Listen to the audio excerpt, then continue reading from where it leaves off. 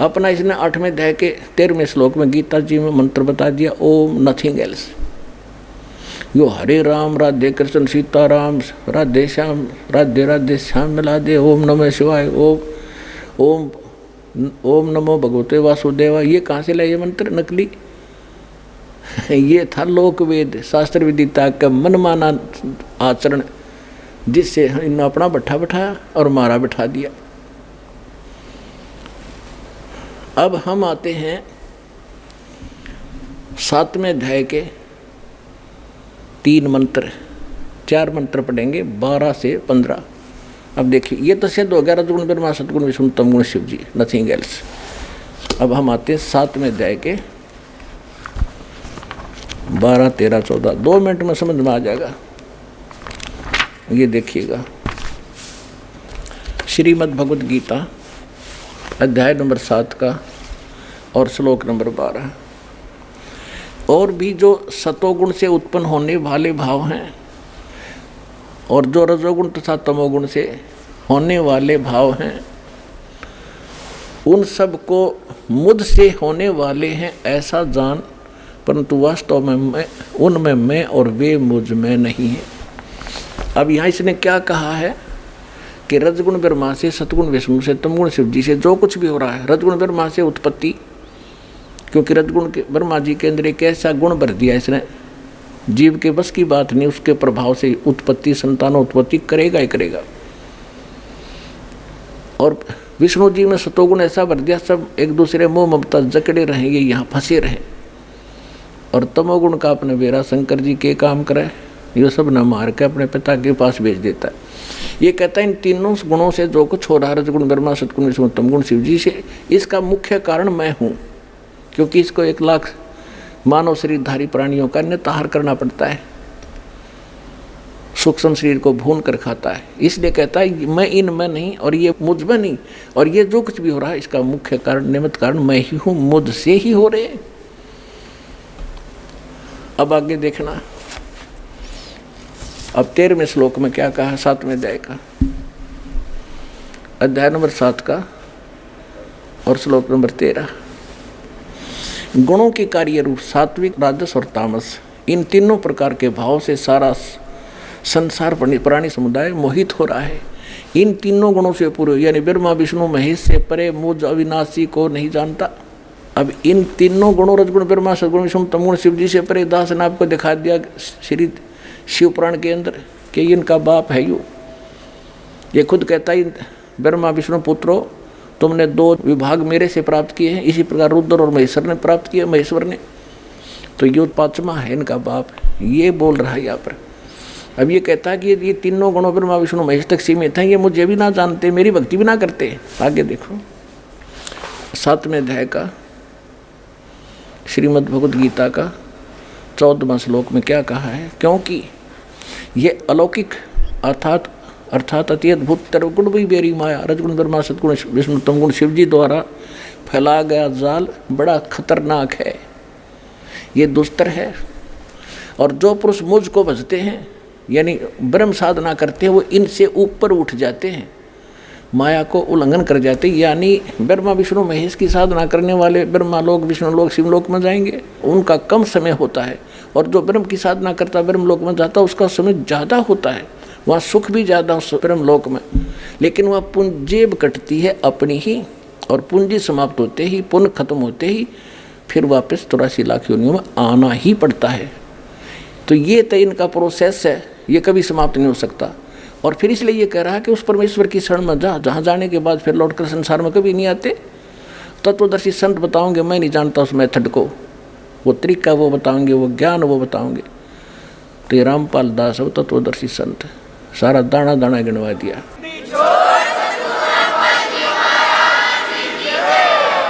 अब ये कह रहा है कि जो इनको छोड़कर ब्रह्मा विष्णु महेश को छोड़कर मेरी साधना करते हैं, इस माया ब्रह्मा विष्णु महेश से ऊपर उठ जाते हैं। जैसे मार्कंडेय ऋषि बंगाल की खाड़ी में तपस्या कर रहा था, वो नाम का जाप जपाया था।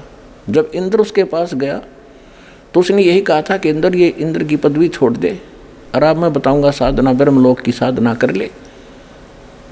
तो कहते एक आधा व्यक्ति मेरी साधना भी ना करते, अगर मेरी साधना करे तो इन ब्रह्मा विष्णु महेश वाले सुख से ज़्यादा लाभ मिल जाए। लेकिन कहते हैं ब्रह्मलोक तक भी गए हुए प्राणी जन्म मृत्यु में रहेंगे और मुझे प्राप्त होकर भी उस मेरे ओम नाम का जाप करके ब्रह्म प्राप्ति वाली गति भी अनुत्तम है, घटिया है। जन्म मृत्यु जा नहीं, तेरी मिटे ना मेरी मिटे, यहाँ 84 लाख योनियों में चक्कर ऐसे ही लगते रहेंगे। इसलिए कहता है तू सर्वभाव से उस परमेश्वर की शरण में जा। किसकी शरण में? गीता अध्याय नंबर 8 के श्लोक नंबर 1 में अर्जुन ने पूछा कि परमात्मा आपने 7वें अध्याय के 29वें श्लोक में जिस तत्परम के बारे में कहा, वो तत्परम कौन है? 8वें अध्याय के 3रे श्लोक में गीता जी में कहा कि वो परम अक्षर ब्रह्म है। गीता अध्याय नंबर 15 के श्लोक 16 और 17 में 3 पुरुष बताए, सरपुरुष और अक्षर पुरुष। ये तो सरपुरुष 21 ब्रह्मांड का स्वामी, अक्षर पुरुष 7 संग ब्रह्मांड का स्वामी है। ये दोनों नासवान हैं, इनके अंतर्गत प्राणी भी जन्म मृत्यु में सदा रहते हैं। 17वें श्लोक में 15वें अध्याय के कहा गीता जी में कि उत्तम पुरुषत्व अन्य परमात्मा इति उदाहरते है। ये लोक धर्म अवश्य विवर्ती अवश्य अवैश्वर है, वो परम अक्षर ब्रह्म है, उसकी शरण में जा। अपना मंत्र 8वें अध्याय के 13वें श्लोक में बता दिया इसने, मेरा तो वो मंत्र है। 17वें अध्याय के 23वें श्लोक में बताया कि उस परम अक्षर ब्रह्म के पाने का 3 मंत्र का जाप है, ओम तत्सत। तत् और सत्य तत्वदर्शी संत बताओगा, ये तो सांकेतिक है।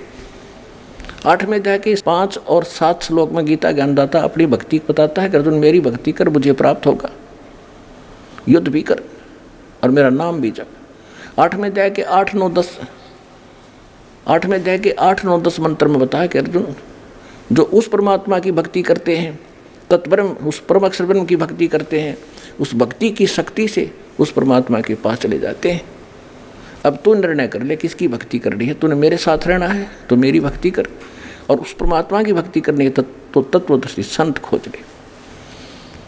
और पुण्यात्मा थारा तो भाग जाग गया, खोजा खाजा पा गया, अपना कल्याण करवा ले।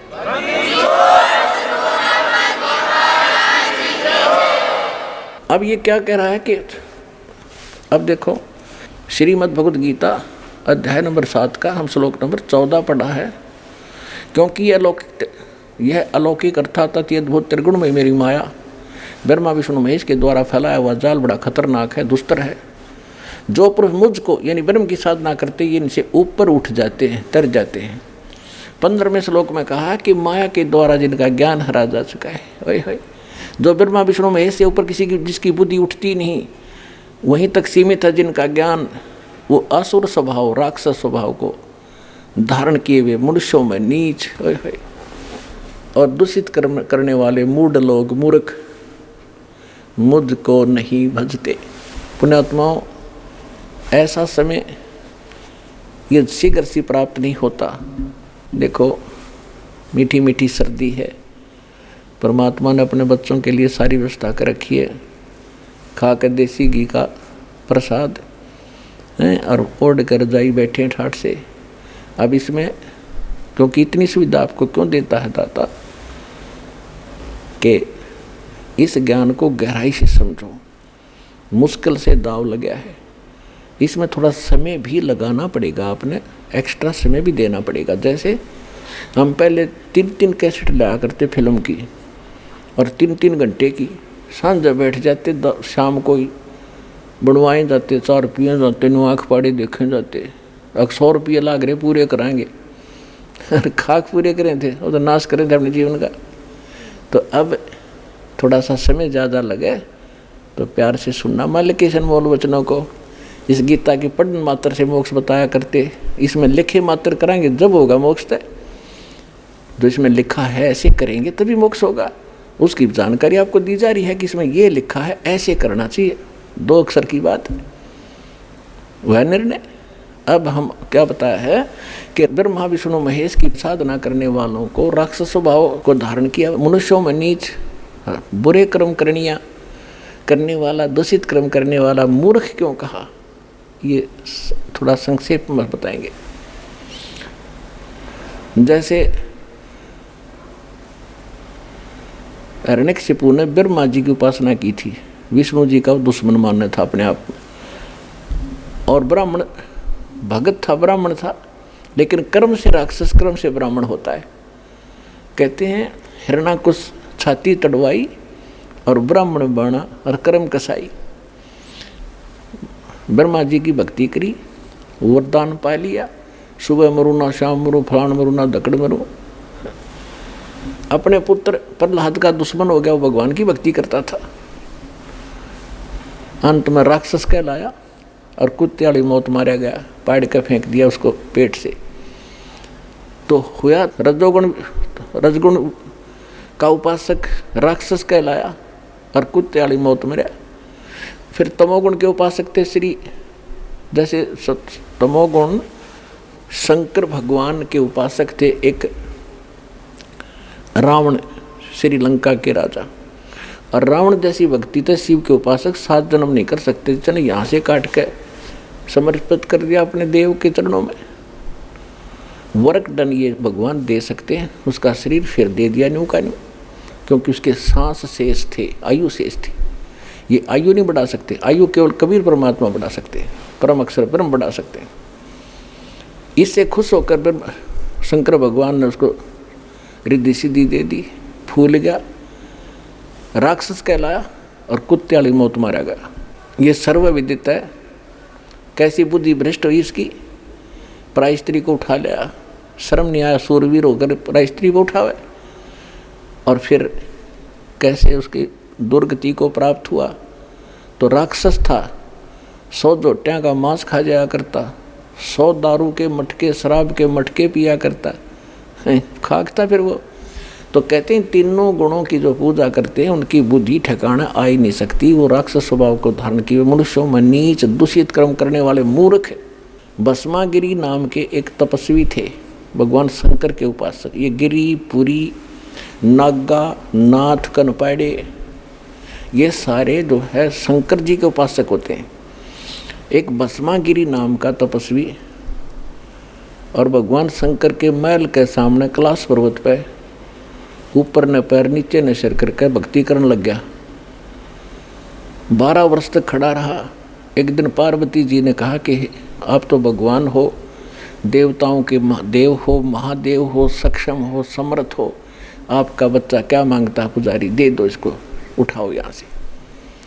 भगवान शंकर ने कहा कि बोल भाई क्या मांगता है। भस्मागिरी ने कहा कि भगवान ऐसे नहीं मांगूंगा, पहले वचनबद्ध हो जाओ। भगवान शंकर ने कहा ठीक है, मैं वचनबद्ध हो गया, खड़ा हो गया। फिर आप अपना भस्म कड़ा दे दो, जो आत्मा पर रखा था उसमें शक्ति थी कि किसी के सिर पे ऊपर न्यू कर दे भस्म, वो खत्म हो जाता था, जल जाता था, राख बन जाती थी। और भस्मागिरी के मन में क्या दोष था, भगवान शंकर का उपासक, कि भस्म कड़ा प्राप्त करके और पार्वती पे आसक्त था वो। पार्वती ने पत्नी बनाऊंगा और इस शंकर न मारूंगा। और इसको अमंत्रियामी कहा करते शंकर भगवान ने। खाक अंतर्यामी था, इसको बद्दी के को बदले कर बैठा सामने, उसे आप अपना दुश्मन पाड़ दिया, निकाल कर भस्म कड़ा दे दिया, ले भाई ले जा, अगले शंकर होले होशियार। इसलिए मैंने यह साधना करी थी, तुझे मारूंगा और इसको अपनी पत्नी बनाऊंगा। हा हा हा हो गया राक्षस। आग आग भगवान और पीछे पीछे पुजारी, जाख काट उठा। जिसको हम अविनाशी कहा करते थे, शंकर भगवान अविनाशी। अविनाशी होता तो खड़ा रहता, कहा जा करे, मार के करेगा। भगवान थे अविनाशी।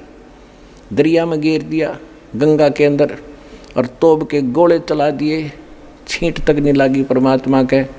शेख तकी ने 10 टुकड़े कर दिए थे मालिक के रात ने, शरीर के तलवारों से गुंडे ले जाकर। और चलन लगे, जब खड़े हो गए परमात्मा और कहा शेख तकी आजा, चाय पानी पी के जाइए।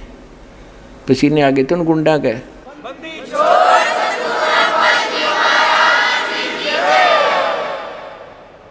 तो शंकर भगवान आगे आगे और उसका पुजारी पीछे पीछे। जा खखाट उठा, टैर बाजता जा शंकर भगवान का। अब भगवान ने दया करी, बीच में आके खड़े हुए खुद परमेश्वर पार्वती रूप बना के, और कहने लगे भाई डट जा, कहाँ जा रहे हो, आ जाओ, मैं भी तो आपके लिए तड़प रही हूँ। खड़ा हो गया जब मूर्ख, और कहा कि शंकर भगवान तो 100 किलोमीटर तो पूरा डटेगा नहीं, तू चिंता ना करे। वो खड़े हो गए तो पार्वती कहने लगी कि मुझे डांस करके दिखा। पार्वती रूप में परमात्मा थे। तो उसने कहा देखो मैं तो तपस्वी आदमी, मैंने डांस करना नहीं आता। पार्वती रूप में भगवान बोले ला मैं सिखाती हूँ, इस पैर को आगे कर, इसको पीछे कर, डो डो डो डो डो डो, फिर इसने ऊपर कर, इसने नीचे करे। जब वो सरपा आ गया और कर ऊपर, जिस हाथ में कड़ा ले रहा था ना वो सरपा आ गया उस पोड़ी बूझ के। जब कह दिया भस्म, और भस्मा गिरी वहाँ खत्म हुआ। उसके बाद वो भस्मा असुर कहलाया, भस्मासुर राक्षस।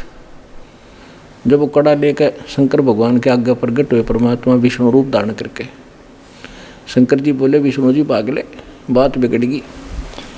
परमात्मा बोले क्या हो गया भाई, कैसे ऐसे उसने जुल्म कर दिया, मेरे साथ धोखा कर दिया। कोई बात नहीं, उसको मैंने मार दिया है।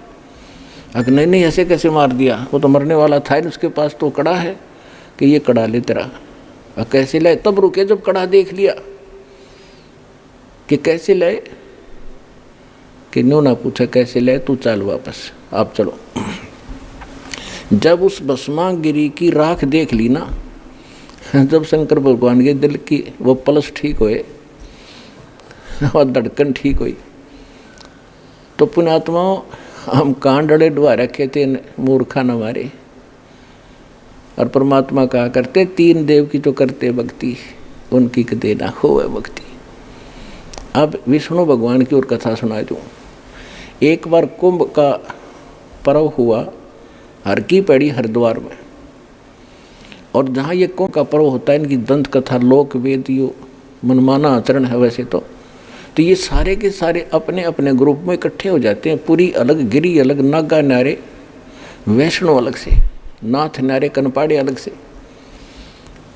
तो ऐसे ही उस दिन नागा अपने ग्रुप में, विष्णु अपने, वैष्णो अपने, विष्णु के उपासक वैष्णो कहलाते। और सभी जिस दिन वो पर भी लगनी थी, स्नान करना था, सबसे पहले नागा पहुंच गए हर की पैड़ियों पे। 10-15 हज़ार थे वे। पीछे से वैष्णो साधु का ग्रुप आ गया, विष्णु जी के उपासक सतोगुण के। उन्होंने नागाओं से कहा कि नागाओं जो शिव के उपासक थे तमोगुण के, कि तुम पहले स्नान नहीं करोगे, हम सर्वश्रेष्ठ हैं, विष्णु जी के उपासक हैं, हम प्रथम स्नान करेंगे। नागा कहने लगे नहीं, हम सर्वश्रेष्ठ हैं, हम त्यागी और बैरागी, हम वस्त्र भी नहीं रखते तन पे, हम प्रथम स्नान करेंगे। तो वैष्णो साधुओं ने अब शब्द बोल दिए उनको कि तुम काहे के श्रेष्ठ हो, पशु की तरह नंगे फिरते हो, टट्टी के हाथ भी नहीं धोते, शर्ट फेड़ो, राख लपेटे रहते हो शरीर के ऊपर, आज तुम स्नान करने वाले होगे, प्रथम हम स्नान करेंगे। इसी बात पर उनका झगड़ा हो गया, कत्लेआम कर डाला उन्हें। 25,000 वो शिव ये त्रिगुण उपासक, ये ब्रह्मा विष्णु महेश के उपासक कट कर मर गए, कत्लेआम कर दिया 25,000। गंगा का पानी लाल कर दिया, वहाँ 100 बहा दी। तो सूक्ष्म वेद में कहा कि तीर तुपक तलवार कटारी, तीर तुपक तलवार कटारी, ये जड़ दर जोर बधावे हैं, और हर पैड़ी हर हेत ना जाना, वहाँ जाते एक जलावे हैं। देखो कहते हर की पैड़ी कहो, भगवान का घाट स्थान बताते हो, और भगवान के घाट पर तुमने कत्लेआम कर दिया, तुम अकल है तुम्हारे अंदर? हर पैड़ी हर हेत नहीं जाना, भगवान में प्रेम नहीं तुम्हारा, और वहाँ जा तेग चलावे हैं और काटे शीश नहीं दिल करुणा, करुणा माने दया नहीं दुष्टों के, और ये जग में साधकवावे हैं। और जो जन इनके दर्शन भी करने जावे, उन नबियों पाठ पढ़ावे हैं, उनको भी नरक पठावे। तो पुण्यात्माओं, इसलिए गीता अध्याय नंबर 7 के श्लोक नंबर 12 से लेकर 15 में कहा कि इन तीनों गुणों की जो पूजा करते हैं, ये राक्षस स्वभाव को धारण किए वे मनुष्यों में नीच तुषित कर्म करने वाले मूर्ख कहलाए हैं। 4 गाली इकट्ठी दे रखी गीता जी में। अब देखो साधु संतों का स्वभाव होता है, यहाँ भी आप देखते हो, अब तो परमात्मा की दया से पर्याप्त बाथरूम लैट्रिन होगी आपके लिए। पीछे छोटा सा आश्रम था, वो किससे बड़ा था एक आश्रम क्रोथा में, वो तो इन दुष्टों ने हमसे छीन ही लिया था। यहाँ 4-5 बाथरूम थे और 5-4 लैट्रीन थी। बहनों के लिए थोड़ी ज़्यादा बना दी थी। उसी में कई हज़ारों की संख्या में भक्त अपना लाइन लगाकर आराम से नहा धो लिया करते थे। उनको पता था कि हम किस अतिथि से गुजर रहे हैं।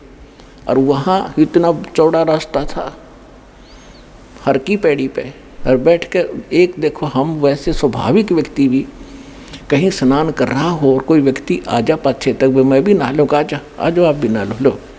आम आदमी से गिरा हुआ चरित्र इन लोगों का। और इनको साधु संत कहते हैं।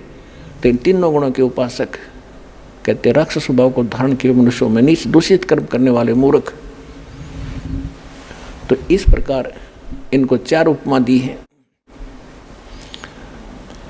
अब गीता अध्याय नंबर 7 के 15 तक तो क्लियर हो गया। 16 से लेकर 19 तक क्या कहा है? आपने गीता खूब पढ़ रखी है। अब सिर्फ एक श्लोक दिखाऊंगा, 7वें अध्याय का 18वां और 19वां 2। उसमें क्या कहा है कि ये सभी मेरी भक्ति, यो 7वें अध्याय के 14वें श्लोक में कहा है ना, ये मेरी भक्ति। 13वें श्लोक में कहा कि ये मेरी भक्ति भी ना करते। तो अब 7वें अध्याय के 16वें श्लोक में कहा कि मेरी भक्ति भी अर्जुन 4 प्रकार के करते हैं। यानी जो ब्रह्म साधना करते हैं, वेदों अनुसार साधना करते हैं, वो 4 प्रकार के हैं। एक अर्थार्थी माने तो धन लाभ प्राप्ति के लिए जंतर मंत्र भी करता है, तो वेदों के मंत्रों से ही अनुष्ठान करता है। वो ओम जय जगदीश रे, स्वामी जय जगदीश रे, जय गणेश देवा, इस तरह की आरती नहीं गाता वो केवल वेद मंत्रों से ही अनुष्ठान करता है। लेकिन फिर अर्थ माने संकट निवारण के लिए वो भी वेदों के मंत्रों से ही अपने अनुष्ठान करता है। और तीसरा जिज्ञासु होता घर से निकलता परमात्मा प्राप्ति के लिए। फिर बहुत से संतों के पास से जो ज्ञान ग्रहण करता है उसका वक्ता बन जाता है। ये भी काम नकली है। ये तीनों रिजेक्ट कर दिए। और चौथा बताया ज्ञानी उसको कहते हैं जिसको ये पता लग गया, आत्मज्ञान हो गया कि मनुष्य जीवन परमात्मा प्राप्ति के लिए ही प्राप्त होता है। फिर परमात्मा ज्ञान हुआ कि पूर्ण परमात्मा के बिना मोक्ष नहीं हो सकता, न देवताओं की पूजा से, केवल पूर्ण परमात्मा से ही, भक्ति से ही मोक्ष होगा। तो इन संत ऋषियों को, महर्षियों को तत्वदर्शी संत ना मिला, जिस कारण से इन्होंने आपन निष्कर्ष करके ब्रह्मा जी से प्राप्त ज्ञान के आधार से ओम नाम को परम अक्षर ब्रह्म का मान लिया, आग के अंगार को बर्फ मान लिया अज्ञानता से। तो इन्होंने, ये तो उनको फाइनल हो गया कि मनुष्य जीवन मिला इसलिए है कि मोक्ष हो, नहीं तो इसका यूज नहीं कति, व्यर्थ है ये। और फिर ये भी ज्ञान हो गया कि एक परमात्मा की भक्ति करनी चाहिए, अनुपासना ब्रह्मा विष्णु महेश इन देवताओं की भक्ति से बात नहीं बने, ये फाइनल हो गया। तो उन्होंने केवल ओम नाम का जाप और हठ योग जैसे ब्रह्मा जी से प्राप्त हुआ था वो करने लगे। तो गीता ज्ञानदाता कहता है कि वो ज्ञानी जो है ना वो मुझे पसंद है, क्योंकि उन्होंने ब्रह्मा विष्णु महेश की पूजा छोड़ दी और ब्रह्म साधना करते हैं, उनको मैं अच्छा लगता हूँ, उनके समझ में आ गया। तो अब कहता है कि ये उदार आत्मा, ज्ञानी आत्मा है तो नेक, लेकिन इनको तत्वदर्शी संत मिला नहीं जो परम अक्षर ब्रह्म का ज्ञान करा दे, जिस कारण से ये सभी मेरे वाली घटिया गति में स्थित रहे। इसका अर्थ ये बनता है हरियो नो को न, वो तो अनुत्तम मान सर्वश्रेष्ठ गति। भगवान अपनी गति को अश्रेष्ठ कैसे कहेगा? हरियो कहने लग रहा। अब दिखाता हूँ आप देखिएगा। अब सातवें अध्याय का हम 18वां पढ़ेंगे। गीता अध्याय नंबर, श्रीमद् भगवद गीता अध्याय नंबर 7 का और श्लोक नंबर हम 18 पढ़ेंगे। ये 18 उदारा सर्वे एव एते ज्ञानी तु आत्मा एव मे मतम। ये कहता मेरे विचार में, मेरे मत में ये ज्ञानी आत्मा तो माने तो है सर्वे, सर्वे माने सारी, उदारा माने श्रेष्ठ। ये उदार आत्मा है जितने जो ज्ञानी आत्मा है, ज्ञानी चौथे प्रकार के। आस्थित सही युक्त आत्मा माम एवं अनुत्तमाम गतिम। ये क्या कह रहा है कि ये सभी अच्छी आत्मा है और ये ज्ञानी मेरे विचार में, और ये लेकिन मेरे वाली माम अनुत्तम गतिम, मेरे से मिलने वाली जो गति स्थिति यानी लाभ है उस घटिया है, वह घटिया अनुत्तम अश्रेष्ठ है, उसमें ही आस्थित हैं, उसमें ये उसी में सीमित हैं, उसी पर आश्रित हैं। इन्होंने क्या किया नकलियों ने, ये सभी उद्धार हैं परंतु ज्ञानी तो साक्षात मेरा स्वरूप है, ये मेरा मत है, क्योंकि वह है युक्त आत्मा मदत मन बुद्धि वाला ज्ञानी भक्त, अति अनुत्तम माने अति उत्तम बेड को गुड लिख रहे हैं बुद्धि भ्रष्ट, और गति माने गति स्वरूप मुझ में ही स्थित हैं। स्थित माने अच्छी प्रकार स्थित है। अब इसका अर्थ सीधा सा बन गया है, उद्धारा माने उद्धार हैं, सर्वे माने ये सारी, एव माने ये, एते माने सब। ये ज्ञानी आत्मा, ये ज्ञानी आत्मा है तो सारी उद्धार की उद्धार। ये मेरा मत है, श्रेष्ठ है क्योंकि समर्पण है परमात्मा के ऊपर। लेकिन आस्थित से ही युक्त आत्मा माम एवं अनुत्तमाम गति में, ये सभी भक्ति में लीन आत्माएं मेरे वाली घटिया गति में आश्रित हैं, स्थित हैं। अब इसने अपनी साधना घटिया क्यों बताया? जैसे दास ने बहुत बार बताया आपको, और आज भी क्लियर किया इस सत्संग के दौरान। जैसे आपको बताया कि ऋषियों ने हठ योग तो ले लिया ब्रह्मा जी से, इसको आकाशवाणी हुई थी देवी भागवत के 3रे स्कंद में, कभी पढ़ाएंगे आपको कंप्लीट, उसमें लिखा है। तो वो तो वहाँ से ले लिया, और वेद मिले बाद में उसमें ओम मंत्र, कोई मंत्र नहीं दूसरा। तो इन्होंने ओम मंत्र को पूर्ण परमात्मा मान, जैसे देवी भागवत में आपने पढ़ा, देवी भागवत के अंदर देवी खुद कह रही है ब्रह्म को, ये अक्षर ब्रह्म है। अक्षर पुरुष गीता अध्याय नंबर 15 के श्लोक 16 में 2 पुरुष हैं, सर पुरुष और अक्षर पुरुष, और तीसरा परम अक्षर पुरुष वो है सर्वशक्तिमान। तो ये ब्रह्म को तो अक्षर पुरुष कह रही है, ब्रह्म को ये परमात्मा कह रही है, ब्रह्म को ये परम अक्षर ब्रह्म कह रही है, और फिर कहते उसका ओम नाम है और ब्रह्म को प्राप्त हो जाओगे। तो इन सारे का इनकी अक्ल गाम जारी थी, इनको किसी को ज्ञान नहीं था। तो यहाँ इसी प्रकार ये ज्ञान इन ऋषियों को प्राप्त था, तो इन्होंने ओम नाम का जाप ले लिया, हठ योग ले लिया ब्रह्मा वाला, ये डले डोए न सब ने। तो इससे गीता अध्याय नंबर 11 के श्लोक नंबर 47-48 में गीता ज्ञानदाता कहता है कि अर्जुन, ये मेरा रूप तने जो देखा, ये मेरा वास्तविक रूप है, मेरी प्राप्ति यह है। लेकिन ये मेरा रूप ना वेदों वर्णित विधि से, ना किसी जप से, ना तप से, ना किसी साधना से मेरे रूप का कोई दर्शन नहीं कर सकता, देख नहीं सकता, यानी मुझे प्राप्त नहीं कर सकता। तो वेदों में वर्णित विधि से परमात्मा प्राप्ति नहीं है, इसलिए निराकार निराकार कह दिया। इन मिला को नहीं कहते, खोजत खोजत था किया अंत कहा बेचून। कबीर साहब कहते हैं सूक्ष्म वेद में, तत्व ज्ञान में, कि खोज खोज कर थक गया, आखिर में कह दिया निराकार है, और वो तो काल साकार है, सारे भगवान साकार हैं। तो इन ऋषियों ने परमात्मा की खोज में समर्पित हो गए। एक चुनक नाम का ऋषि था, इसी आधार से उसने अन्य देवताओं की पूजा नहीं की, ओम नाम का जाप हठ योग स्टार्ट कर दी। तो इससे इनको परमात्मा मिलानी, ये एटम बम बन जाते, सिद्धियाँ आ जाती गजब की। कोई हजारों वर्ष तक तप करता रहा, सूख के अस्थि पंजर सा बन गया। एक पूरी पृथ्वी का शासक मानधाता चक्रवर्ती राजा था, और उस समय राजा लोग क्या किया करते कि अपनी पूरे राज्य में दूसरे तीसरे चौथे वर्ष क्या करते थे कि ये देखने के लिए कि मेरी पराधीनता को किसी ने अस्वीकार तो नहीं कर दिया है, उसके लिए एक घोड़ा जो राजा का पर्सनल हॉर्स होता था, उसके गले में एक पंपलेट लिख दिया जाता था कि जिसने राजा की पराधीनता अधीनी स्वीकार ना हो, अधीनता, तो वो घोड़े को पकड़ दे और युद्ध के लिए तैयार हो जा। उस पर लिख रखा था राजा के पास 72 सोनी सेना है, 72 करोड़ समझ लो मोटे शब्दों में।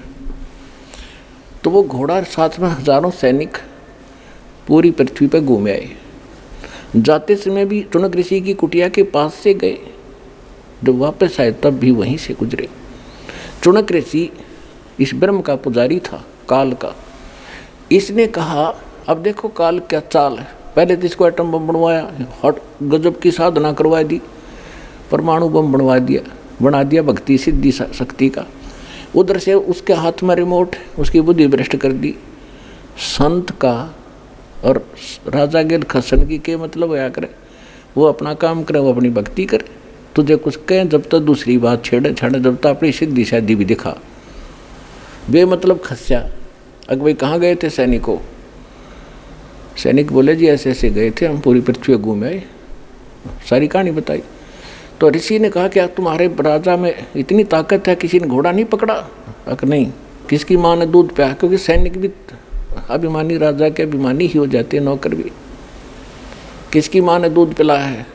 और फोड़ दें जाड़ उसकी, ऐसे कर दें वैसे कर दें, है किसी की हिम्मत? राजा के पास 72 सोनी सेना है।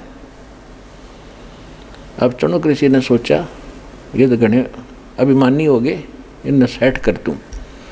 उसने कहा कि मैंने पकड़ लिया। चुनक ऋषि ने कहा कि मैंने युद्ध ओट लिया तुम्हारे राजा का, और बांध दो घोड़ा यहाँ पे।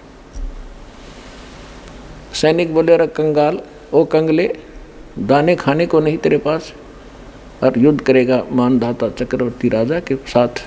तेरी क्यों स्यात बोल दे रही है, तेरी क्यों सामत आई है? चुप करके अपनी माला फेर बैठ चुपचाप करके।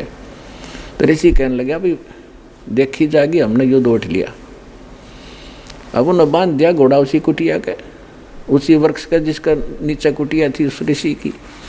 राजा को जाकर नमक मिर्च लगा कर बता दिया जी आज एक व्यक्ति ने हिम्मत करी है आपके घोड़े को बांधने की, कल दूसरे का सिर उठेगा। निप the evil in the bit, बुराई को सटाट में समाप्त कर देना चाहिए। राजा ने कहा ठीक है मंत्रियों, दोनों जाओ। 72 सोनी सेना की 4 टुकड़ी बना दी, 18 करोड़ की। उधर से उस कर्म ठोक ने, ऋषि ने, उस काल के पुजारी ने अपने जीवन में जो कमाया था उसके 4 डले बना लिए, 4 पुतली, परमाणु बम बना दिए, 4 सिद्धि तय। वचन जैसी शक्ति किसी चीज में नहीं है, ये विज्ञान तो फेल है वचन के सामने। अब राजा की 18 करोड़ सेना आई, उसने एक पुतली परमाणु बम छोड़ दिया, 18 करोड़ को कत्लेआम कर दिया। समझ में नहीं आया उनका कहाँ से तीर आवे हैं। राजा ने दूसरी टुकड़ी भेजी, ऋषि ने दूसरा परमाणु छोड़ दिया, यानी 72 करोड़ सेना की 4 टुकड़ी उस ऋषि ने नाश कर डाली, 72 करोड़ जीव मार दिए। अपने आत्माओं यहाँ बताता है, गीता ज्ञानदाता कहता है इसके साथ के बनेगी फिर इस ऋषि के साथ। अब तक इसने टीटी पाक के और 72 करोड़ जीव मार दिए। देखो जीव हिंसा कोई किसी हथियार से कर दो, या अपने शराब से कर दो, या अपने किसी सिद्धि साधना से कर दो, वो तो पाप ही है। अब यू काल का कितना लंबा जाल है कि इसने तपस्या करी, उससे तो राजा बनेगा एक यू चुनक ऋषि। ओम नाम का जाप करया, ब्रह्मलोक में जाएगा। ब्रह्मलोक में जाएगा जब तक इसके पुण्य रहेंगे, वहाँ चौधरी पाक क्या रहेगा न खूब ठाठ करेगा। क्योंकि इस परम अक्षर ब्रह्म न छोड़ के सतपुरुष कबीर साहब की भक्ति को छोड़कर बाकी जिसकी भी आप साधना करते हो, आपके पाप और पुण्य दोनों भिन्न भिन्न लिखे जाते हैं और सारे ही आप न भोगने पड़ते हैं। पुण्य के लिए पहले महास्वर्ग जाएगा, वहाँ अपने ओम नाम की कमाई ने नाश करेगा, फिर पृथ्वी पाओगा, वो राजा बनेगा। राजा बनकर चक्रवर्ती राजा भी बन सकता है चुनक ऋषि की आत्मा। फिर नरे पाप को माओगा, किते शिकार खेल लगा, किते और उद्मस्ता रहेगा, किते सेना मरवाओगा युद्ध कर करके, पृथ्वी यहीं छोड़ रह जाएगी, युद्ध के खाओगा। उसके बाद फिर 84 लाख योनियों में चक्कर में आओगा, ये कुत्ता बनेगा। और इस कुत्ता बनकर इसके शर में कीड़े पड़ेंगे। वो जितने 72 करोड़ सैनिक इसने मारे थे वह सारे इसको चुन चुन कर खाएंगे। अब गीता ज्ञानदाता कहता है कि ये ज्ञानी आत्मा है तो उदार है, यानी समर्पित है भगवान के लिए, लेकिन ये मेरे वाली घटिया साधना में ही लीन रहे, मेरी अनुत्तम गति में रहे कि जन्म मृत्यु मेरी भी रहेगी और ये भी 84 लाख योनियों में चक्कर काटते रहेंगे, ब्रह्मलोक में जाओगे फिर पुनरावृत्ति में आवेंगे। अपने आत्मा ये है तत्व ज्ञान। अब क्या बता सुख संवेद में 72 अक्षौणी खा गया यो चुनक ऋषि सुवर एक, ये दे धारे जोरा फिर ये सभी काल के वेखे। ओए होए, कहते हैं 72 अक्षौणी अक्षय करी, 72 अक्षौणी का नाश कर दिया, 72 करोड़ सेना खा गया यु चुनक ऋषि स्वर एक। ऋषि जैसे एक मुनि और फिर मुनिवर यानी मुनियों में श्रेष्ठ, और फिर मुनीश्वर यानी मुनिवर तभी श्रेष्ठ, उनका भी मालिक उनसे भी तगड़ा। तो सब यानी तीसरी क्वालिटी का माना जाता था ऋषिश्वर। जैसे कि एक ईश्वर और तीसरा परमेश्वर, तो इसी प्रकार इनकी स्थिति होती है। ऋषिवर ऋषियों में श्रेष्ठ, और फिर ऋषिश्वर ऋषि श्रेष्ठ, ऋषियों से भी श्रेष्ठ, यानी सबसे बढ़िया ऋषि का यू कर्म। होय होय 72 अक्षौणी खा गया ये चुनक ऋषि सुअर एक, ये दे धारे जोरा फिर ये सभी काड़ के वेखे। ओए होए, ये तुमने दिखे भगत। और ऋषि कहते हैं चलती फिरती मौत है, ये तोब के गोले थे ये दे धारे मौत, जोरा माने मौत या चलती फिरती मौत। कोई थोड़ा सा बोल पड़ेगा तेरा नाश होगा, नाश कर सको तुम भला कैसे कर सकते, क्योंकि तुम काल के पुजारी, ये भला कर ही नहीं सकता जीव का। तो यहाँ गीता ज्ञानदाता इसलिए कहता है कि मेरी भक्ति जो करते हैं ज्ञानी आत्मा, ये हैं तो नेक, पर तत्वदर्शी संत ना मिलने से ये मेरे वाली अनुत्तम गति में, घटिया गति में, मेरे वाली साधना इस स्थिति में, मेरी गति माने जो ओम नाम से होने वाली जो गति है, मोक्ष है, मेरे से प्राप्त होने वाले मोक्ष तक सीमित रहे। यू किसा मोक्ष? ब्रह्मलोक में रहे 1000 वर्ष फिर आगे धक्के खान, ईसा मोक्ष है मेरा। गीता ज्ञानदाता कहते अपने आत्माओं देखना रहस्य इस गीता जी में। गीता अध्याय नंबर 7 के श्लोक नंबर 19 में स्पष्ट कर दिया, बहुनाम जन्मानाम अन्ते ज्ञानवान माम प्रपद्यते वासुदेव सर्वमिति स महात्मा सुदुर्लभ है। ओए होए, क्या बताया है कि बहुत बहुत जन्मों के किसी अंत के जन्म में कोई ज्ञानी आत्मा माम प्रपद्यते मेरी भक्ति करता है ब्रह्म तक की, ना तो नीचे की जय गणेश देवा जय गणेश देवा इन पत्थर की पूजा मंडे रहते लगे रहते हैं।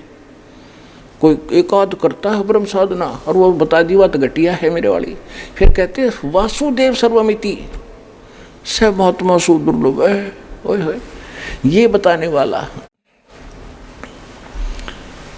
कि वासुदेव का अर्थ क्या होता है, जिस परमात्मा का सबके ऊपर अधिपत्य हो, वो सर्वशक्तिमान सर्वगतम ब्रह्म, उसको वासुदेव कहते हैं। वेद में वासुदेव परमेश्वर कबीर जी के लिए उपमात्मक लिया गया है। और इन्होंने वासुदेव ला दिया श्री कृष्ण के, कर श्री कृष्ण तो वासुदेव का बेटा था, और वासुदेव एक व्यक्ति था जिसका नाम वेदों से ही उनके गुरुओं ने सेलेक्ट करके लिख दिया। श्री कृष्ण वासुदेव नहीं था, ये तो एक ब्रह्मांड में एक विभाग का मंत्री है, सतोगुण विभाग का, और परम अक्षर ब्रह्म पूर्ण परमात्मा असंग ब्रह्मांड के स्वामी है, वो है वासुदेव। और वही पूजा के योग्य है, वही मोक्षदायक है, वही पाप नाशक है, और वो सबका मालिक है, सबका धारण पोषण करने वाला। कहते हैं ये बताने वाला संत बड़ी मुश्किल से मिलेगा अर्जुन, कि वासुदेव ही सब कुछ है, उसकी भक्ति करो और की त्याग दो। वो पाप नाशक है, सबका पालक है, सृष्टि रचनहार है। कहते ये बताने वाला महात्मा तो सुदुर्लभ है। ओए है, बड़ी मुश्किल से मिलेगा। और पुण्यात्मा आपको आसानी से मिला दिया दाता ने, धन आपके माता पिता जिससे जन्म हुआ। ये देखिएगा, हम यही पढ़ रहे हैं गीता अध्याय नंबर 7 का, और श्लोक नंबर हम 18 पढ़ लिया। अनुत्तम का अति उत्तम करा क्या मूर्खा ने। अब 19 में क्या कहा है कि बहुनाम जन्मानाम अंते ज्ञानवान माम प्रपद्यते। बहुनाम जन्मानाम अंते, बहुत बहुत जन्मों के अंत के जन्म में कोई ज्ञानवान ज्ञानी आत्मा मुझे मेरी भक्ति करता है। वासुदेव सर्वम इति स महात्मा सुदुर्लभ है। ओए होए, ये बताने वाला कि वासुदेव ही सब कुछ है, सर्वम वही मालिक है, वही सबका जनक है, सबका पालक है, पाप नाशक है, भक्ति योग्य है, पूर्ण मोक्षदायक है। ये बताने वाला साधु संत तो बड़ी मुश्किल तय मिलेगा। इनका अनुवाद देखिए, बहुत जन्मों के अंत के जन्म में तत्व ज्ञान को प्राप्त पुरुष सब कुछ वासुदेव ही है। यानी नीचे लिखा भी उन्होंने, अर्थात वासुदेव के सिवा अन्य कुछ है नहीं। बिल्कुल सही है, इन वासुदेव श्री कृष्ण मान रखा था, ये उस पर कह रहे, इसका अर्थ ये सही है, सब कुछ वासुदेव ही है। इस प्रकार मुझको बचता हुआ महात्मा सुदुर्लभ है। कर दिया ना अज्ञानी, इन्होंने बकवाद कर दी सारी। इसका सीधा सा अर्थ है, देखो संस्कृत पढ़ेंगे, बहुनाम जन्मानाम अंते ज्ञानवान माम प्रपद्यते। बहुत बहुत के अंत के किसी जन्म में ज्ञानी आत्मा मेरी भक्ति करता है। और वासुदेव सर्वमिति, वासुदेव ही सब कुछ है, इति यह बताने वाला स महात्मा सुदुर्लभ है। वो संत तो बड़ी मुश्किल तय मिलता है। एक समय परमात्मा मिले थे आदरणीय गरीबदास साहिब जी को, कबीर साहिब, गांव छुड़ानी, जिला जसदर, हरियाणा। उसके पश्चात उनको ये ज्ञान पर कंप्लीट दे ही दिया था, अपने से परिचित करा दिया था, सतलोक ले गए थे, वापस छोड़ा था। तो उस एक समय पंजाब का रहने वाला लुधियाना के पास एक वासियर गांव है, वहाँ का एक 800-900 बीघे का जमींदार था सरदार जी, उसका नाम था राम राय। ये सिंह तो गुरु गोविंद सिंह के बाद लगाने लगे हैं, पहले तकरीबन मिलते जुलते हिंदुओं वाले नाम ही थे इनके। तो उसको एक दिन कभी गरीबदास जी की वाणी ब्रह्म वेदी सुन ली किसी भगत के द्वारा, जो गरीबदास जी का शिष्य था। उससे उसने पूरा एड्रेस लिया उस संत का, वो आकर्षित हो गया इस वाणी पर, किसी महापुरुष की वाणी, और अब वर्तमान में जीवित है तो लाभ उठाना चाहिए, क्योंकि ये वाणी के बनबज हैं सिख पंजाब के लोग, बड़े आदर करते हैं पर संतों की वाणी का और संतों का। अब वो वहाँ से चल पड़ा एड्रेस लेकर छुड़ानी गांव का, 200 किलोमीटर पैदल आया, किधर रेल थोड़ी बहुत ट्रेन भी ना होंगी जब तक, जैसे तैसे वो छुड़ानी पहुँचा। अब उसने क्या सोच रखा था, ये लंबा प्रकरण बन जाएगा, मैं बताता हूँ आपको। तो जब गरीबदास जी से मिला, उन्होंने ज्ञान सुना, सारा ज्ञान सुन के तो दाना दाना गिन दिया गरीबदास जी ने। तो वो कहने लगे, महाराज ये ज्ञान तो आज तक किसी ने बताया नहीं हमारे को। परमात्मा बोले कि हम सुल्तानी नानक तारे दादू को उपदेश दिया, जात तुलाहा भेद नहीं पाया, काशी माए कबीरवा, कि आपके नानक जी को भी परमेश्वर मिले थे, उनको ज्ञान था, लेकिन उस वाणी को समझ नहीं सकते तुम। तो क्या कहा कि तत्व भेद कोई ना कहे। उसका नाम झुमकरा भी था, क्योंकि गाँव में 2 नाम रख लिया करें गांव में, एक तो राम राय उर्फ झुमकरा, यानी वो गढ़ा डामाडोल सा दिमाग का आदमी था। एक बात ने कई बार पूछा करता, अविश्वास सा रहता था उसको, जिस कारण से गरीबदास जी ने उसको इसी नाम से पुकारा था, झुमकरा। उर्फ नाम झुमकरा था। झुमकरा से ज़्यादा जाना जाता आदमी जिसका शॉर्ट नाम होने का मुँह में, वही ज़्यादा प्रसिद्ध होता है। तो इसलिए अपने गरीबदास जी के ग्रंथ में एक अंग है झुमकरा, जो सरदार जी को समझाया था। क्या कहा था, तत्व भेद कोई ना कहे रे झुमकरा, ये पैसे ऊपर नाच सुनो राई झुमकरा।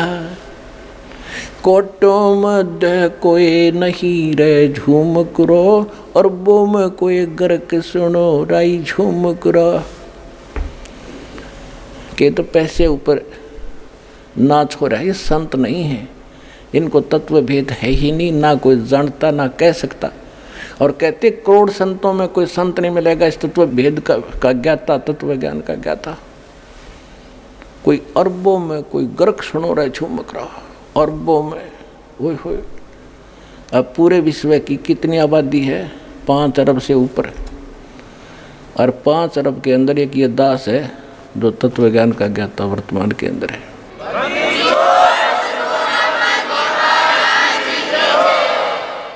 तो गरीबदास जी कहते हैं कोटों मध्य कोई नहीं रे झूम करा। करोड़ संतों में नहीं पाओगे इस ज्ञान का ज्ञाता। और कंप्लीट कोरस हो उसके पास, पूरे मंत्र हो। ग्रक माने saturated, complete in all respect, देसी भाषा ग्रक, यानी कति कंप्लीट जिसमें कोई कसर ना हो, ऐसा संत। कहते कोटों मध्य कोई नहीं रहे झूम करा, करोड़ों में कोई नहीं है, अरबों में कोई गर्क सुनो राई झूम करा। तो यहाँ गीता जी भी वही कहती है, बहु नाम जन्माना मनते ज्ञानवान माम पर्वते, वासुदेव सर्वमिति स महात्मा सुदुर्लभ है।